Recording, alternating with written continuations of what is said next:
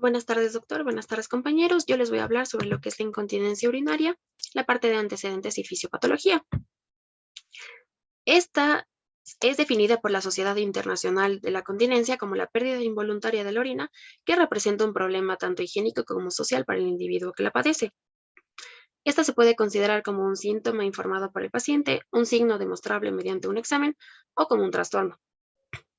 No se debe pensar en esta como una enfermedad porque no existe una etiología específica para la misma. Y la mayoría de los casos individuales son probablemente de naturaleza multifactorial. Igual las etiologías de las incontinencias urinarias van a ser diversas y en muchos casos no se llegan a conocer por completo.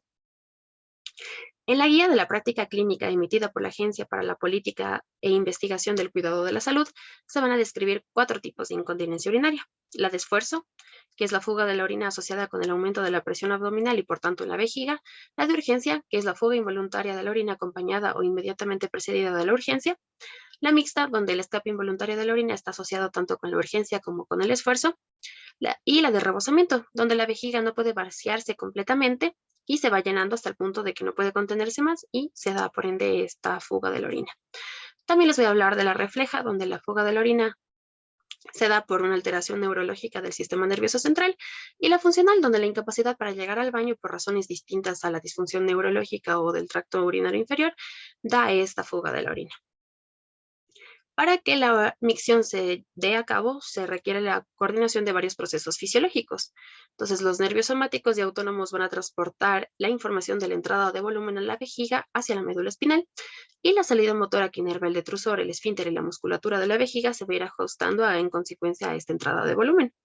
La corteza cerebral va a ejercer una influencia predominantemente inhibidora, mientras que el tronco encefálico va a facilitar la micción al coordinar la relajación del esfínter uretral con la contracción del músculo detrusor. A medida que la vejiga se va llenando, el tono simpático va a contribuir al cierre del cuello de la vejiga y la relajación de la cúpula de la vejiga, y de igual forma va a inhibir el tono parasimpático. Al mismo tiempo, la inervación somática va a mantener el tono de la musculatura del suelo pélvico, así también como de los músculos periuretrales estriados. Cuando ocurre la micción, los tonos simpáticos y somáticos de la vejiga y los músculos periuretrales van a ir disminuyendo, lo que va a resultar en una disminución de la resistencia uretral. El tono parasimpático colinérgico, por otro lado, va a aumentar, lo que va a provocar la contracción de la vejiga. El flujo de la orina se va a llegar a producir cuando esta presión de la vejiga va a superar la resistencia de la uretra. La capacidad normal de la vejiga es de 300 a 500 ml y la primera urgencia miccional se va a sentir entre volúmenes vesicales de 150 y 300 ml. La incontinencia se va a dar cuando se altera la fisiología de la micción, la capacidad funcional para ir al baño o incluso ambas. Cada tipo de incontinencia va a tener una fisiopatología diferente.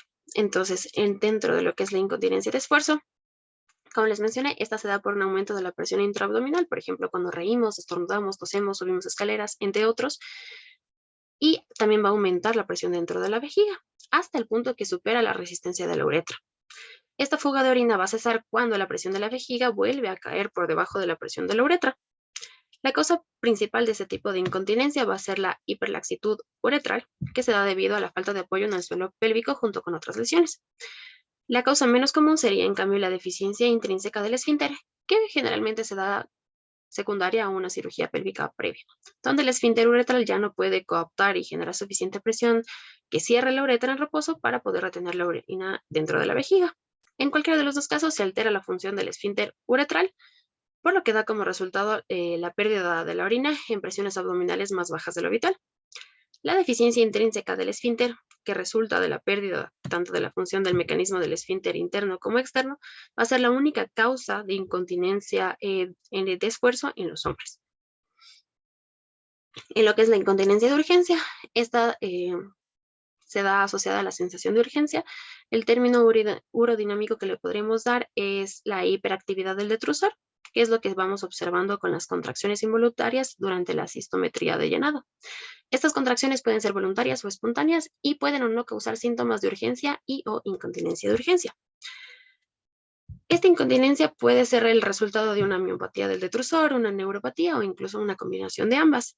Cuando se desconoce una causa identificable, se la denomina incontinencia de urgencia idiopática. Cuando existe un trastorno neuropático asociable definible, se la denomina como hiperactividad neurogénica del detrusor.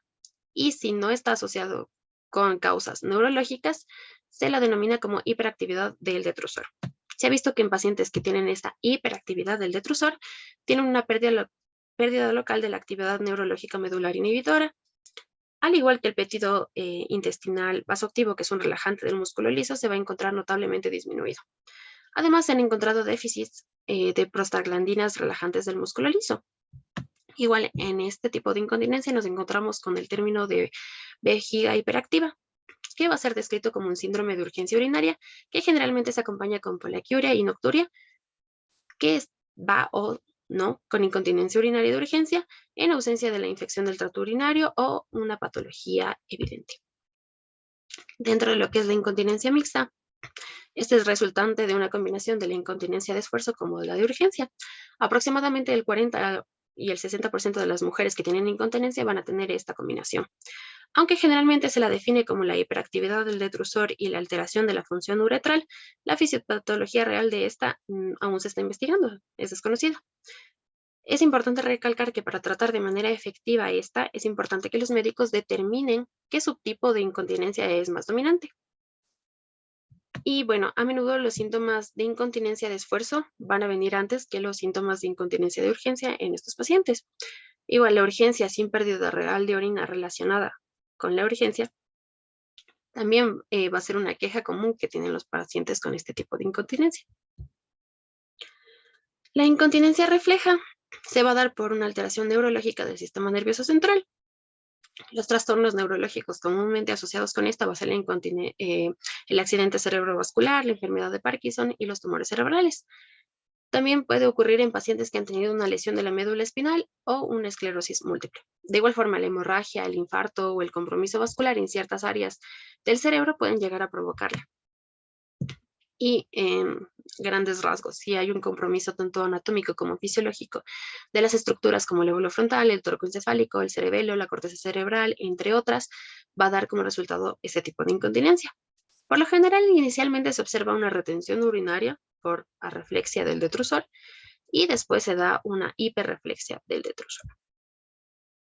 En la incontinencia por rebosamiento, bueno, aquí el principal contribuyente va a ser el vaciamiento incompleto de la vejiga, que se da secundario a una contractilidad alterada del detrusor o una obstrucción de la salida de la vejiga. En la mayoría de los casos se presentan tanto en neuropatías sensoriales como motoras. El deterioro de la contractilidad del detrusor suele ser de naturaleza neurogénica y las causas pueden ser la diabetes mellitus, una enfermedad del nervio lumbosacro, por tumores, el mielomeningocele, esclerosis múltiple, entre otros. Las causas menos comunes pueden ser el SIDA, el herpes genital que afecta el área perineal o la neurosífilis.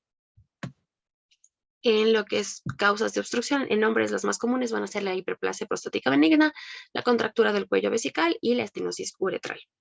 Mientras que en las mujeres se da por una obstrucción de la uretra después de una cirugía contra la incontinencia o también en el prolapso de la pared vaginal anterior. Y finalmente, en la incontinencia funcional, bueno, vemos que esta se presenta en pacientes que tienen sistemas miccionales normales, pero que tienen dificultad para llegar al baño debido a un impedimento tanto físico como psicológico. En algunos casos, la causa es transitoria o reversible y en otros, el problema puede ser permanente. La etiología de esta puede ser iatrogénica, ambiental, situacional o relacionada con una enfermedad. Para poder recordar que la causa, tenemos una mnemotecnia, que sería pañales en inglés, o sea, diapers, donde tenemos el delirio, la infección urinaria, uretritis atrófica o vaginitis, agentes farmacológicos, enfermedades psiquiátricas, trastornos endocrinos, movilidad o destreza reducida y la impactación de heces. Muchas gracias por su atención.